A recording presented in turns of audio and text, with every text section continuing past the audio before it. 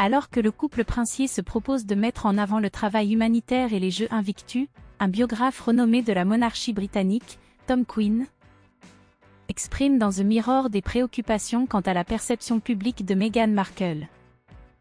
Il estime qu'elle risque d'être perçue comme condescendante et que le voyage pourrait être interprété comme un coup de publicité.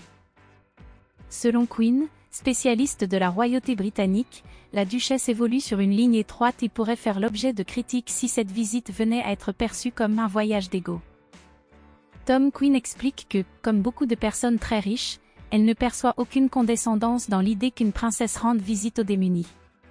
Cependant, là où le problème réside, selon lui, c'est dans le mélange des genres entre action humanitaire et recherche de visibilité. Ce qu'elle trouvera désagréable, ce sont les critiques insinuant que la tournée au Nigeria ne concerne réellement que sa personne, ajoute-t-il. Il rappelle d'ailleurs qu'à l'occasion de leur précédent déplacement sur le continent africain, Meghan Markle avait déjà été accusée de transformer cette visite en un voyage d'ego. La dignité discrète d'une véritable tournée royale attire l'attention sur des parties souvent oubliées du monde et sur des conflits négligés. Et il n'y a aucun risque que des motivations commerciales sordides viennent obscurcir le tableau, conclut l'auteur. Tom Quinn exprime une inquiétude supplémentaire, redoutant que leurs entreprises commerciales ne prennent le pas pendant ce voyage.